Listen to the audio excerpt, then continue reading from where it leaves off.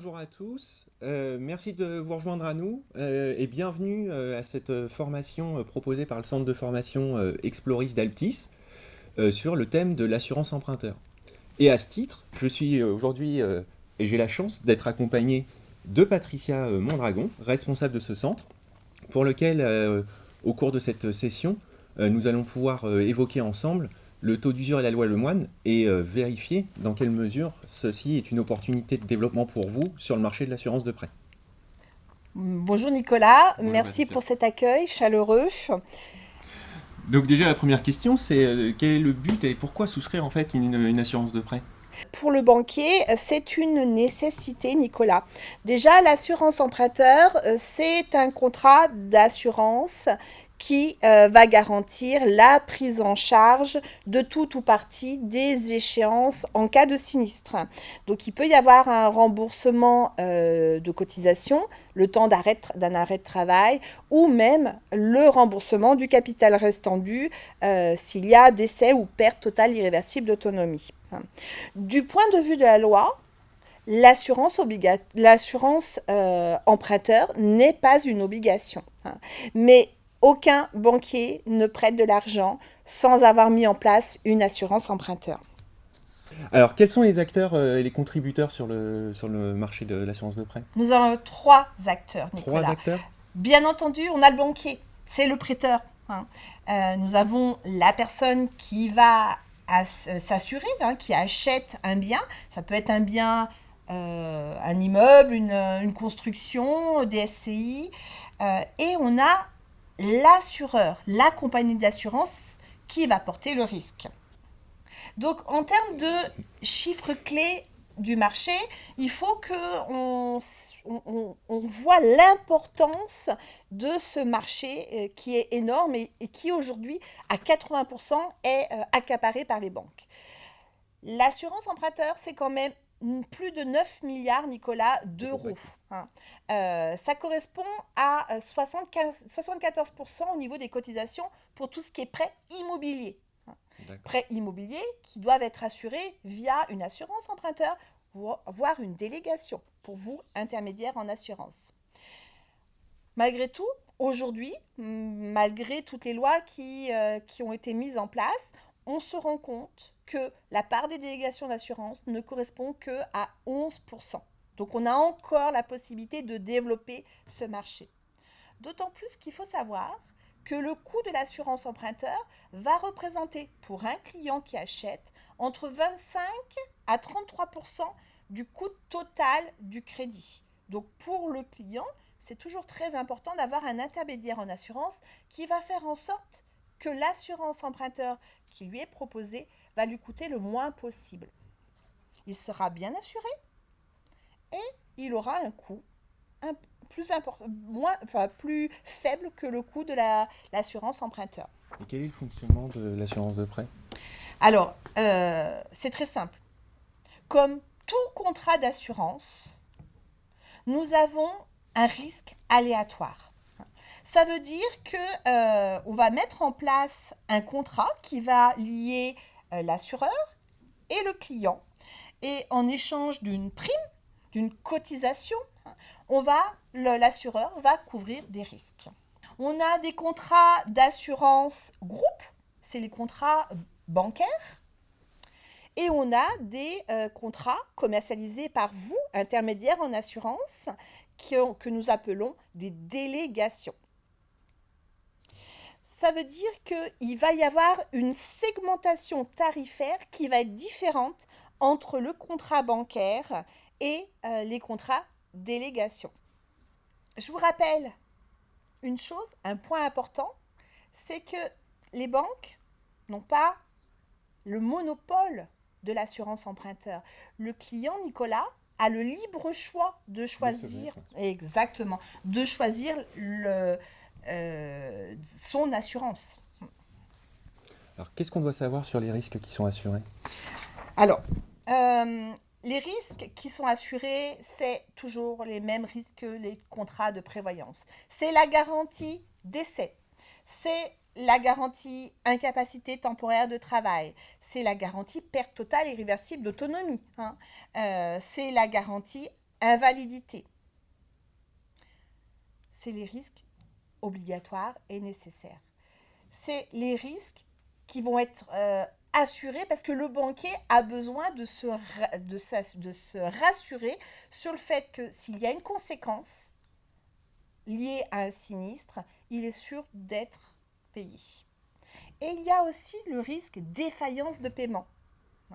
Ça veut dire que le client ne peut plus payer parce qu'il perd son travail, il y a un gros bouleversement dans sa vie. Ça veut dire que le banquier, il va faire en sorte qu'il y ait des garanties financières. C'est ce qu'on appelle des sûretés. Donc on a l'hypothèque prêteur de deniers, on a le nantissement. Ce sont des garanties, des sûretés financières. Pour le défaut de paiement. Exactement. Donc, je rappelle, important, très très important, ne jamais passer à côté d'un client qui va acheter et qui donc sera en mesure de dire j'ai un besoin d'assurance emprunteur et j'ai besoin de garanties qui correspondent à mon besoin et non pas aux besoins généraux qu'une banque, puisqu'une banque, c'est un tarif de groupe, donc il y a une moyenne d'âge entre 45 et 50 ans, ils ne font pas du cas par cas. Alors que la délégation d'assurance, elle va analyser le besoin du client et proposer des garanties adaptées. Elle va analyser en fonction de l'âge, en fonction de est-ce que je suis fumeur ou non fumeur. Je vais avoir un tarif préférentiel si je suis non fumeur. Est-ce que j'ai des problèmes de santé ou est-ce que je suis en très bonne santé? Est-ce que je pratique des sports, Nicolas? Est-ce que je pratique des sports à risque? Parce qu'il faut que je sois couvert en cas de sinistre. Le banquier ne regarde pas du tout. Quel est mon risque professionnel? Est-ce que je fais des séjours à l'étranger? Parce qu'imaginez que vous fassiez pour votre activité des déplacements professionnels à l'étranger et qu'il vous arrive quelque chose là-bas. Est-ce que vous serez couvert si vous êtes sur un contrat bancaire? Donc, toutes ces garanties sur les délégations vont être adaptées en fonction des besoins de votre client. Si c'est adapté, le tarif l'est également. Alors, quels sont les types de garanties que l'on retrouve sur une garantie assurance de prêt? Alors, on va retrouver les garanties que je viens de préciter. La garantie décès. Donc, en cas de décès, le capital restant dû est versé à la banque. Le crédit, en fonction de la quotité assurée, sera payé. La perte totale et irréversible d'autonomie, ça sera la même situation que le décès. C'est l'une des différences par rapport à un contrat prévoyance. L'invalidité permanente, l'incapacité temporaire de travail et la perte d'emploi, bien que cette garantie soit de moins en moins souscrite. Ça veut dire que le rôle de l'assurance emprunteur est vraiment important et va avoir une importance au niveau du sinistre et au niveau de toutes les conséquences sur le coût. Quel est le cadre juridique de l'assurance de prêt? Parce que c'est vrai qu'on en entend parler, on a eu beaucoup d'actualités au cours des dernières années sur ce sujet. On a une dernière réglementation qui nous est arrivée. Dans quel environnement juridique évolue l'assurance de prêt? Alors, tu as tout à fait raison, Nicolas. On est depuis très longtemps dans un environnement juridique qui bouge.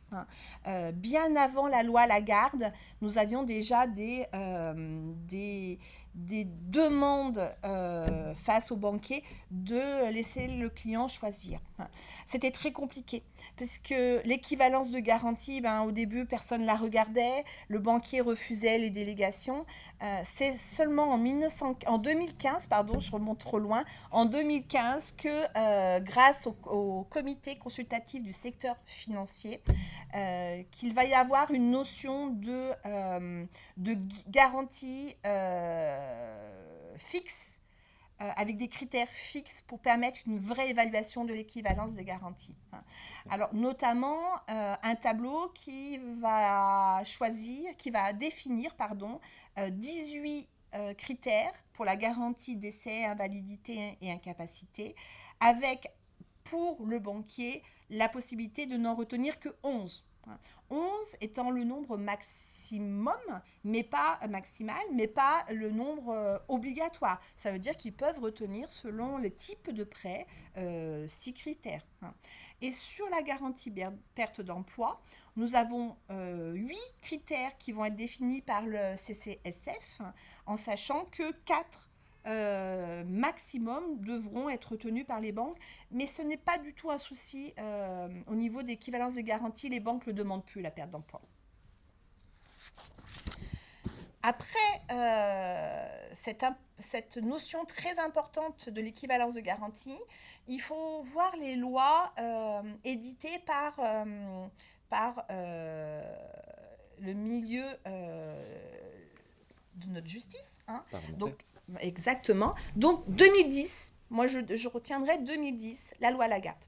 La loi Lagarde qui va vraiment autoriser la possibilité pour les assurés d'aller vers une délégation. Elle note noir sur blanc, elle demande aux banquiers de laisser la possibilité aux assurés de prendre une délégation. On voit que ça ne fonctionne pas. La loi Lagarde, elle ne va pas jusqu'au bout en fait. Il n'y a pas de sanction.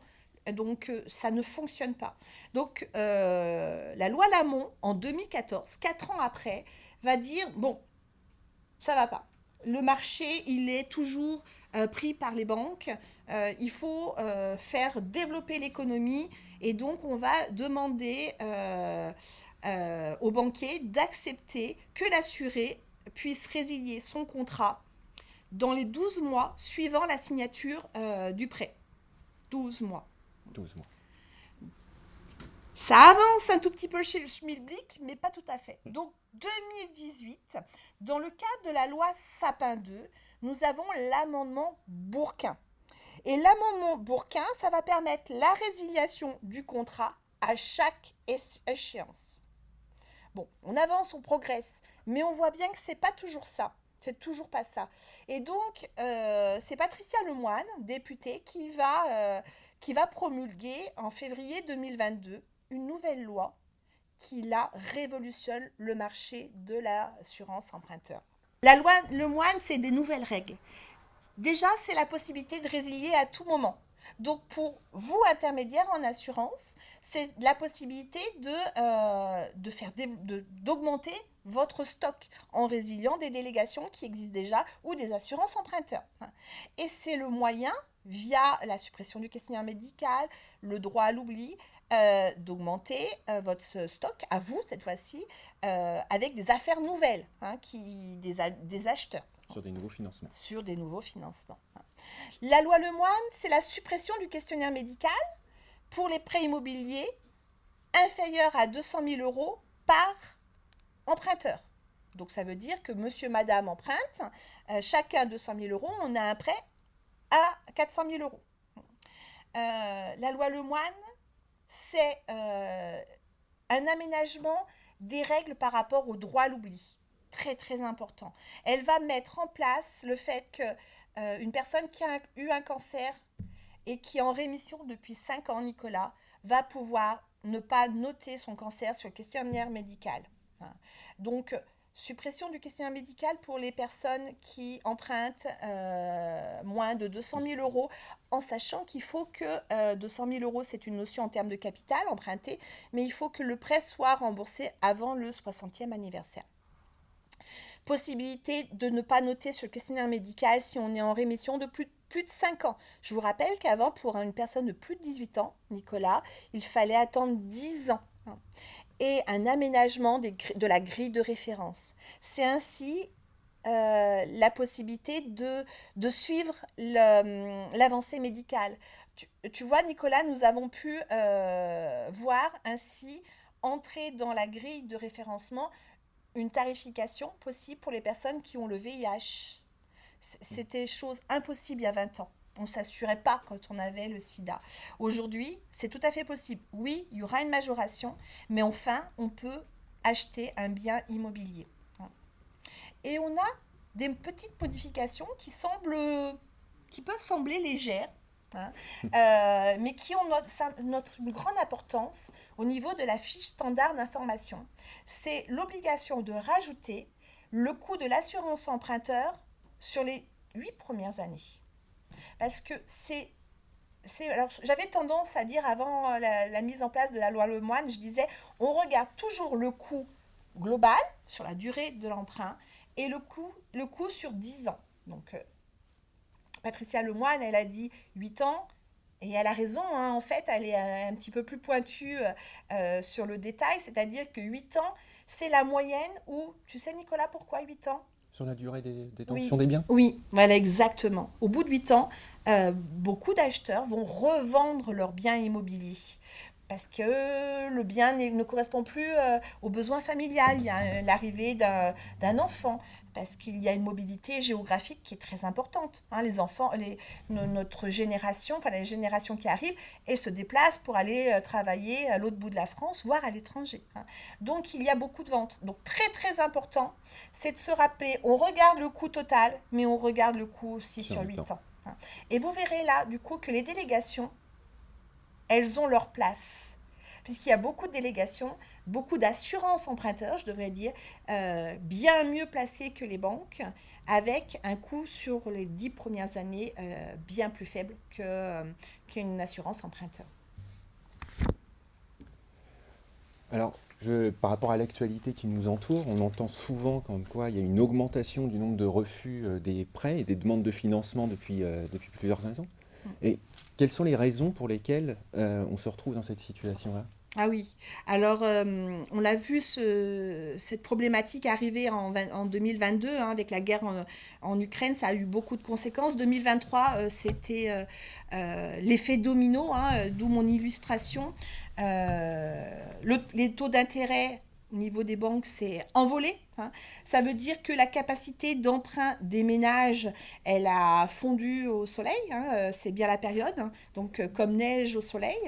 Les moins chanceux n'ont pas réussi à du coup avoir un accord au niveau de leurs prêts, avec du coup un dépassement du taux d'endettement qui est fixé à 35%, alors qu'auparavant il était pourtant à 33%. Donc des conséquences sur les assurances emprunteurs. Hein. Pas de prêt, pas de délégation, pas d'assurance emprunteur. Il faut voir que malgré cette possibilité de souscrire un prêt avec un remboursement jusqu'à 25 ans, ou 27 ans quand c'est du VFA, c'est compliqué pour les acheteurs. Alors, on entend beaucoup parler d'un nouveau mot qui est sorti déjà depuis un an, le fameux taux d'usure. Alors, de quoi parle-t-on et en quoi consiste-t-il? Ah, Nicolas, alors c'est vrai qu'on entend tellement parler qu'on a l'impression que c'est un nouveau terme. Mais le taux d'usure, il existe depuis très longtemps. Hein. Le taux d'usure, on le compare, ce taux d'usure, toujours avec le TAEG. La nouveauté, c'est que dans mon fameux taux annuel effectif global, le TAEG, on a modifié les données.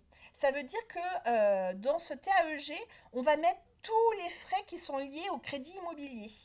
Et quand je dis tous les frais, c'est tous les frais. C'est-à-dire qu'on a rajouté, avec Patricia Lemoine, on a rajouté les frais liés à la délégation, les frais liés aux frais liés de l'intermédiaire d'assurance. Et ce TAEG ne doit pas être supérieur au taux d'usure. Or, vous comprenez que si les taux d'intérêt augmentent, exactement, et que le taux d'usure ne bouge pas, alors que le taux d'usure n'était revu que tous les 3 mois, hein, ça ne va pas. On arrive à des TAEG qui étaient supérieurs au taux d'usure, donc impossibilité de par la loi aux banquiers de dire « go ». On y va, on prête cette somme d'argent. Hein. Le TAEG doit toujours être inférieur au taux d'usure.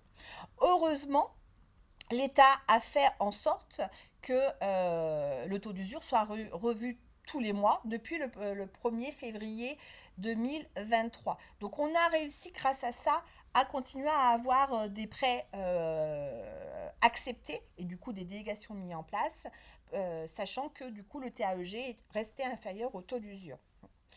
Le taux d'usure, il faut voir que c'est un outil pour protéger l'assuré. Hein. C'est pas quelque chose pour embêter, mais un assuré qui a une surcharge, je dirais, de dette, hein, qu'est-ce qui se passe? Il ne peut plus On peut plus payer. payer. Voilà. Et donc, qu'est-ce qui se passe? On ne peut plus payer, on perd tout. Mais tu vas me dire, mais comment c'est calculé le taux d'usure, hein? Parce que je t'ai dit qu'il était réévalué tous les mois. Tout à fait. Hein. En fait, le taux d'usure, l'État va faire en sorte de regarder chaque mois, c'est pour ça que c'est très compliqué, tous les TAEG, en fonction des types de prêts, qui sont proposés, alors c'est un TAEG moyen par les banques. Et avec ce TAEG moyen, augmenté d'un tiers, il va sortir un taux d'usure aujourd'hui tous les mois. Ce qui va permettre de continuer à accepter des crédits si le taux d'endettement n'est pas supérieur à 35%. On ne peut pas, je vous ai dit, on ne peut pas proposer un TAEG supérieur au taux d'usure. Hein. Sinon, il y a sanction. Donc le banquier ne s'y collera jamais. Par contre, un banquier peut tout à fait proposer un taux d'endettement supérieur à 35%. Puisque le taux d'endettement, quelqu'un qui a un petit revenu et qui a un taux d'endettement supérieur à 35%, il aura très certainement du mal à honorer sa dette. Par contre, quelqu'un qui a de bonnes ressources, le taux d'endettement à 35%, ça ne le fera peut-être pas boiter. Et donc le taux d'usure en 2023? Ah, c'est une bonne idée. C'est d'ailleurs pour ça que je voulais noter au mois de décembre de cette année, nous avons un taux d'usure de 5,8% pour tout ce qui est crédit immobilier à taux fixe, consenti sur une durée de 10 à 20 ans. Je vous ai mis sur des durées supérieures à 20 ans, puisqu'on voit bien qu'aujourd'hui, tous les crédits qui sont proposés, ce sont des crédits sur des durées de 25 ans. D'ailleurs, vous avez dû entendre Nicolas parler en ce moment, les ministres, et il est en train de se poser la question s'il n'autoriserait pas cette possibilité d'aller jusqu'à 27 ans sur une durée de remboursement plus longue. Et là, sur le taux d'usure sur ce type de crédit, il est de 6,11%. En sachant que moi, j'ai regardé le TAEG, donc les taux d'intérêt plutôt, qui sont proposés actuellement par les banques, je vois qu'il y a un taux d'intérêt sur ce mois de décembre qui commence à diminuer pour certaines banques. Donc, je suis très optimiste sur le début de l'année 2024. Exactement. Et donc ce taux d'usure, il est actualisé mensuellement. Exactement. Et je pense qu'il va l'être encore quelques temps. Encore quelques temps, oui. Pour justement surveiller tout ça. Alors du coup, ce taux d'usure, c'est une contrainte ou une opportunité pour nos amis courtiers? Alors moi, je te le dis très sincèrement, je pense que c'est une opportunité. Churchill disait qu'un pessimiste voit la difficulté dans chaque opportunité. Nos intermédiaires en assurance, eux, je sais que c'est des optimistes, Nicolas. Et les optimistes, pour Churchill, il disait qu'il voyait l'opportunité dans chaque difficulté. Donc, on entend parler dans les actualités, le taux d'usure, c'est compliqué, nanana, nanana.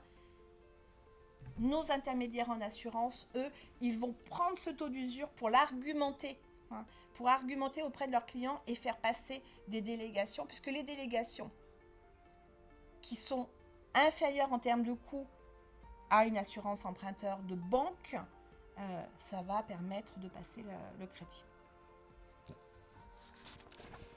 Alors, comme vous avez peut-être pu voir par rapport à l'accompagnement qu'Altis vous propose sur le marché de l'assurance de prêt depuis les journées du courtage de Paris au mois de septembre, Altis s'est associé à Digital Insure pour justement vous accompagner sur une gamme d'assurance de prêt plus complète et plus performante.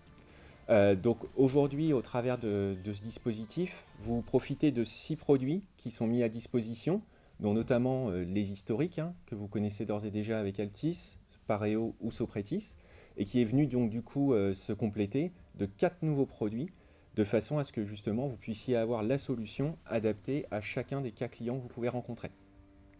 Ces contrats-là présentent différentes caractéristiques, mais vous avez notamment le choix d'être en capital restant dû, CRD, ou capital initial. Et le parcours permet de ce fait de tarifer, de comparer 6 offres assez rapidement, et d'avoir et de bénéficier d'une souscription totalement digitalisée, notamment avec la e-sélection et la gestion de la RIA pour la reprise à la concurrence quand vous vous retrouvez dans cette configuration-là.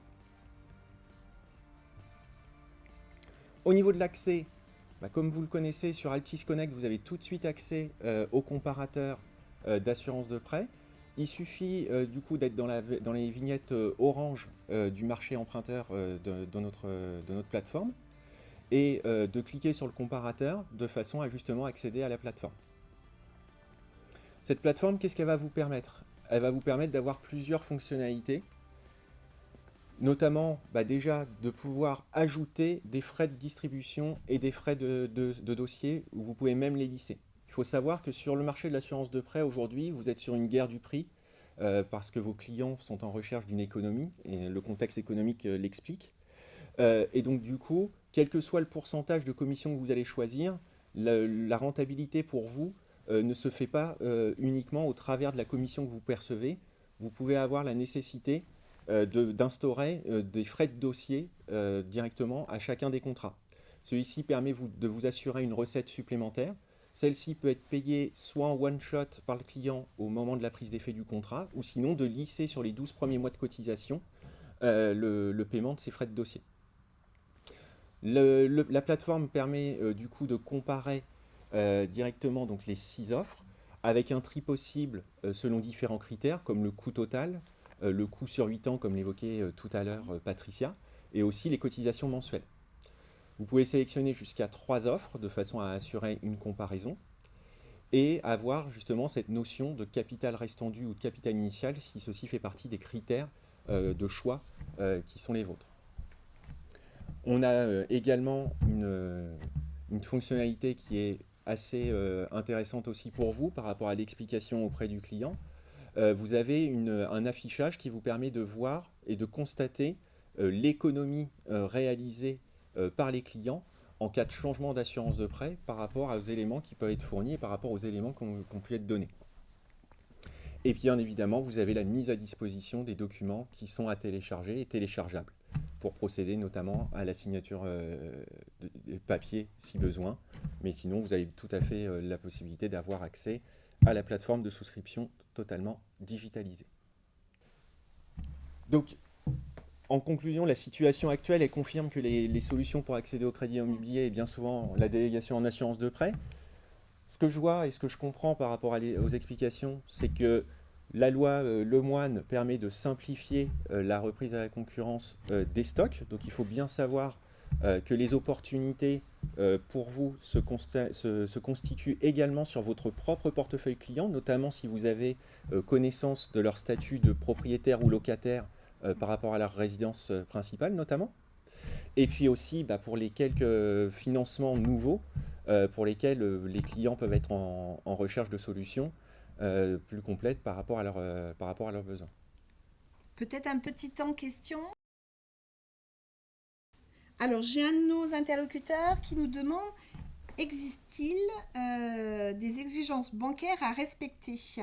La banque exige des garanties pour accorder le prêt et au moment de proposer une délégation externe, on est obligé de respecter les exigences. Oui, c'est justement le respect de l'équivalence des garanties. Et la banque ne peut pas exiger plus que ce qu'elle a affiché en fonction d'un type de prêt si vous êtes en conformité avec ces notions de garantie qu'elle imposait sur ce type de prêt, il n'y a pas de raison d'être refusé. C'est les fameux critères CCSF. Exactement. Y a-t-il des frais de dossier, Nicolas? Donc ça, je pense que c'est pour toi. Oui, tout à fait. Donc là, justement, par rapport à la nouvelle plateforme que l'on vous propose, vous avez la possibilité d'instaurer des frais de dossier à hauteur de 1 000 euros, que vous avez possibilité du coup de prendre directement à la date d'effet du contrat sur la totalité du montant commercialisé auprès du client, ou sinon la possibilité également de le lisser sur les 12 premiers mois de cotisation payés par le client. Alors j'ai un de nos internautes qui nous demande si le client peut choisir ses garanties de sûreté, donc les garanties financières. Alors je vous dirais que un client qui a les reins solides peut tout négocier, hein, et peut imposer un nantissement parce qu'il a une assurance vie et qu'il veut nantir son assurance vie à hauteur de 70%. Donc c'est tout à fait possible. Mais en général, les banques imposent ou le cautionnement ou l'hypothèque en fonction de leurs critères et organismes avec qui ils travaillent. Mais c'est tout à fait possible. Est-ce que on vous laisse peut-être quelques minutes pour poser d'autres questions?